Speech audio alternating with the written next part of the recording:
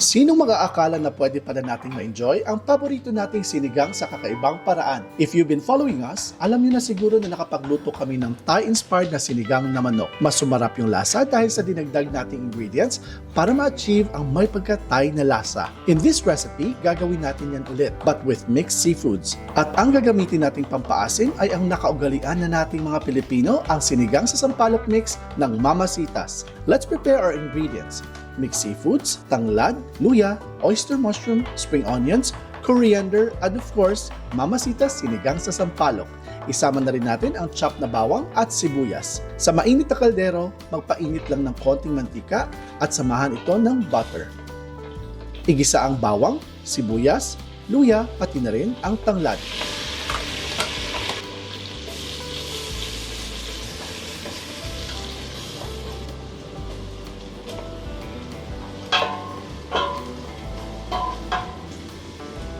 Ibuhos ang coconut milk o gata ng niyog.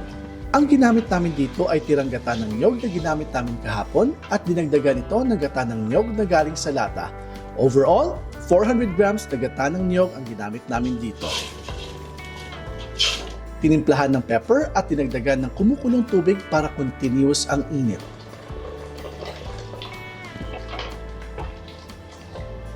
Para may anghang, nilagyan ito ng Thai chili paste. Pwede rin kayong gumamit ng tinadtad na regular na red chili dahil optional lamang ito pag ayaw ninyo ng anghang. Pagkatapos, ibuhos ang buong pakete ng Mama Sita's sinigang sa Sampalok powder.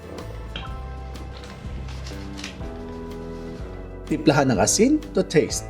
Naglagay kami dito ng evaporated milk pero optional lamang ito. Instead, you can add more coconut milk. Para sa additional sarap, lagyan ng Mama Sita's liquid seasoning.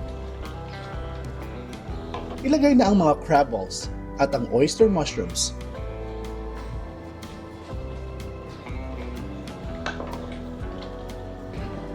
Isunod na rin ang iba pang mixed seafoods kagaya ng tahong, squid at shrimps. And let it boil for 1 minute.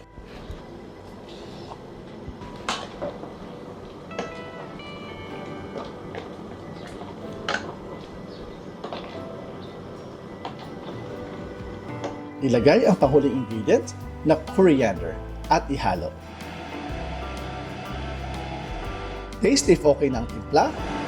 And that's it mga ka-wonders, ready to serve na ang ating Thai-inspired mixed seafood sinigang. Take a screenshot of the complete list of recipe at the end of the video. Enjoy this dish mga ka-wonders, and please don't forget to follow us on YouTube, Facebook, Instagram, Threads, and TikTok. Stay cool, stay safe, stay blessed, and peace.